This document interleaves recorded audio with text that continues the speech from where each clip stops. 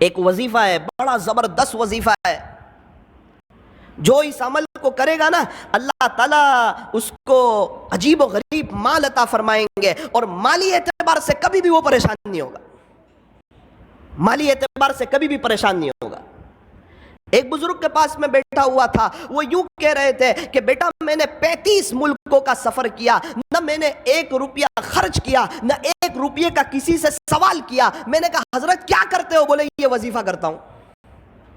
میں نے کہا اچھا۔ میری مدینہ منورہ میں پڑھائی چل رہی تھی، میرے شیخ نے جب میری پڑھائی ختم ہوئی تو ایک ڈائری لے کر آئے، قلم لے کر آئے، مجھے کہا بیٹا لکھ یہ وظیفہ۔ میں نے لکھ لیا، اور طے کر اس کو کبھی ناغہ نہیں کرے گا، اللہ مالی اعتبار سے کبھی بھی تجھے کسی کا محتاج نہیں کرے گا۔ میں نے لکھ لیا، حضرت نے لکھایا، میں نے لکھ لیا۔ پھر ایک بات کہی تھی کہ بیٹا یہ وظیفہ بڑا زبردست ہے، لیکن بے طلبوں کو مت بتانا، جس کے اندر طلب ہو اور جو اس کی قدردانی کرتے ہو اسی کو بتانا۔ پھر میں جب ہمارے یہاں آیا، کچھ لوگ میرے پاس آتے، مولانا ہم بڑے پریشان ہیں مالی اعتبار سے، حالات میں کوئی وظیفہ، تو الحمدللہ میں یہ وظیفہ بتا دیتا، اللہ تعالیٰ ان کو بہت نواز دیتے، عجیب و غریب نواز دیتے، اور عجیب و غریب اس پر تجربہ ہے، اور کئی اللہ والوں کو میں نے دیکھا وہ یہی وظیفہ پڑھتے ہیں۔ پھر ایک بار تو میں بڑا تعجب میں رہ گیا کہ یہ وظیفہ کسی اللہ والے کا، کسی شیخ کا بتایا ہوا نہیں ہے۔ ایک صحابی نے ہمارے نبی سے کہا تھا کہ پیارے نبی جی دنیا نے مجھے چھوڑ دیا ہے، یعنی میرے پاس کچھ ہے نہیں۔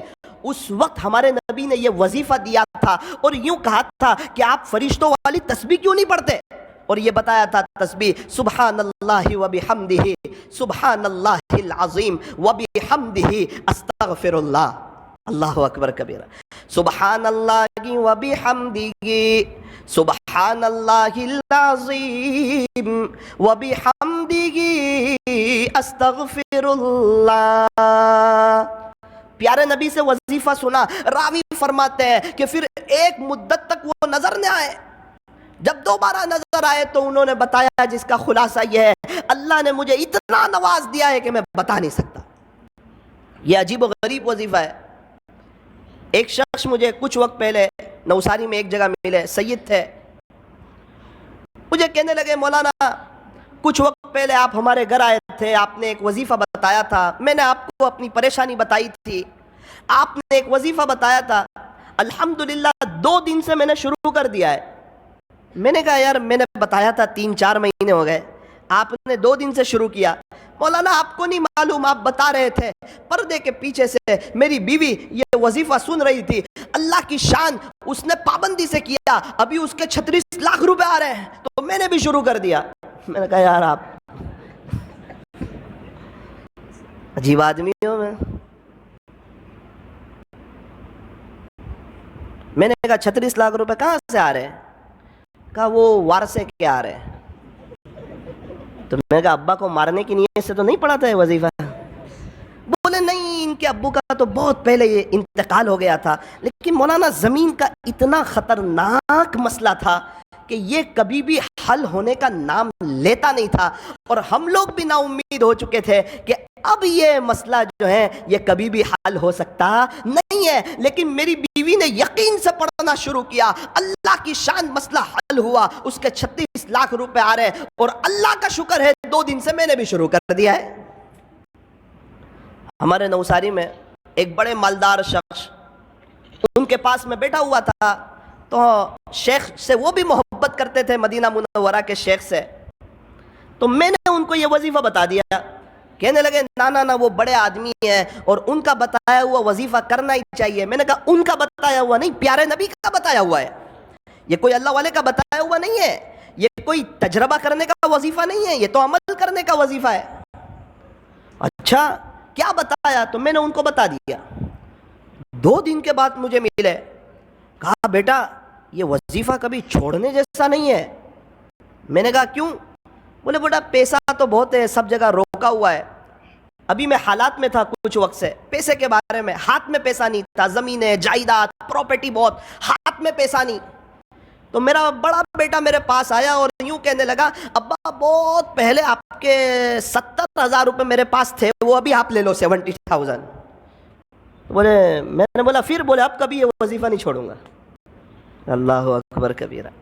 اور شیخ خود فرماتے تھے میں نے جس کو بھی بتایا، جس نے بھی یقین سے پڑھا بیٹا آج سب کروڑ پتی ہے، اور جس نے بغیر یقین کے پڑھا وہ جہاں تھے آج وہاں کے وہیں ہیں۔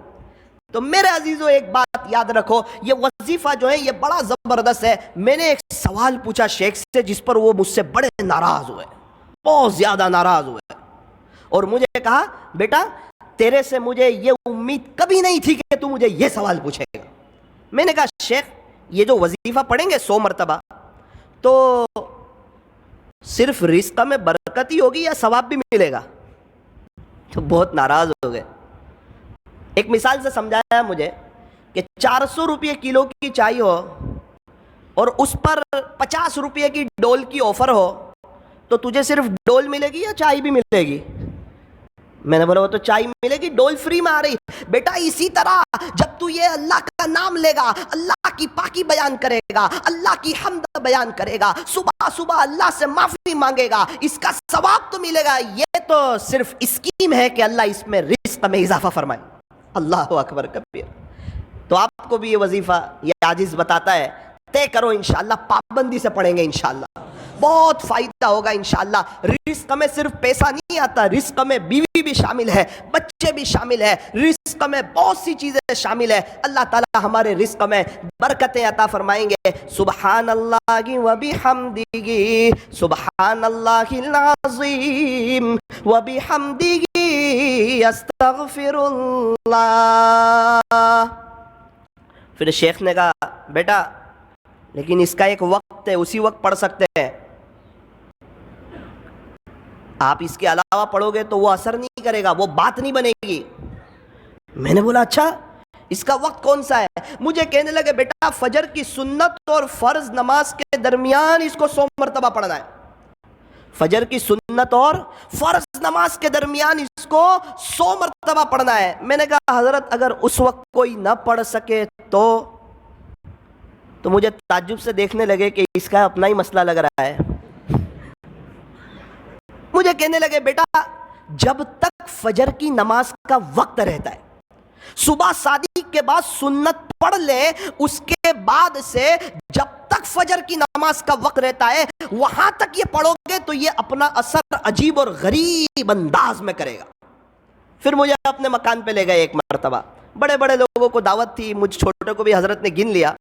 اللہ اکبر کبیرہ، بہت سی نعمتیں دیکھی، مجھے بتانے لگے، اس کی اہمیت سمجھانے لگے کہ دیکھ بیٹا یہ وظیفے کی برکت ہے کہ اللہ تعالیٰ نے مجھے ایسا شاندار مکان دیا، دیکھ بیٹا اس وظیفے کی برکت ہے ایک کار تو ایسی میرے گھر کے باہر کھڑی ہے جو تیرے ہندوستان میں لانچ بھی نہیں ہوئی ہے۔ تو وظیفے کو معمولی مت سمجھنا، کبھی چھوڑنا مت، اس کی پابندی کرنا، انشاءاللہ اللہ تجھے بھی بہت نوازے گا۔ اسی وظیفے کی برکت سے کئی سالوں سے اللہ تعالیٰ نے مجھے عجیب و غریب نوازا ہے، میرے اپنے تعلقات والوں کو بتایا ہے اور اللہ تعالیٰ نے سب کو نوازا ہے۔ تجربہ کرنے کی ضرورت نہیں ہے، یہ عمل کرنے کی ضرورت ہے، یہ کسی ولی کا بتایا ہوا نہیں ہے، یہ پیارے نبی حضرت محمد رسول اللہ صلی اللہ علیہ وسلم کا بتایا ہوا ہے۔ میں نے حضرت کے ساتھ دبئی کا سفر کیا، حضرت تو 5 اسٹار ہوٹل میں ان کے ساتھ ٹھہرنا ہوا، کیا شکریہ ادا کر رہے ہیں، الحمدللہ الحمدللہ الحمدللہ، کھانا کھا رہے ہیں شکریہ ادا کر رہے ہیں، شپ میں بیٹھے ہوئے شکریہ ادا کر رہے ہیں، اللہ کی نعمتوں پر شکر شکر شکر۔ میں نے حضرت کے گھر دیکھا، الحمدللہ الحمدللہ، کھجورے کھا رہے ہیں الحمدللہ، قہوہ پی رہے ہیں الحمدللہ، اور ان کو چکن وغیرہ تو جلدی سمجھ نہیں آتی، ان کو تو مٹن وغیرہ چاہیے۔ تو خلاصہ یہ ہے جو بھی کھا رہے ہیں اس پر اللہ کا شکریہ ادا کر رہے ہیں۔ مجھے وہ بزرگ والی بات یاد آئی کہ واقعتاً اللہ نے ان کو نوازا ہے اور یہ شکر کر کے اللہ تک پہنچ رہے ہیں۔ فرمایا اللہ تعالیٰ تک پہنچنے کے دونوں راستے ہیں، بندہ شکر سے بھی پہنچ سکتا ہے، صبر سے بھی پہنچ سکتا ہے۔ یوں فرمایا ہمیشہ خوش رہنے کا آسان فارمولا، ہمیشہ خوش رہنے کا آسان فارمولا، نعمتوں پر شکر کریں مصیبتوں پر صبر کریں، شکر کرنے والا بھی جنتی صبر کرنے والا بھی جنتی.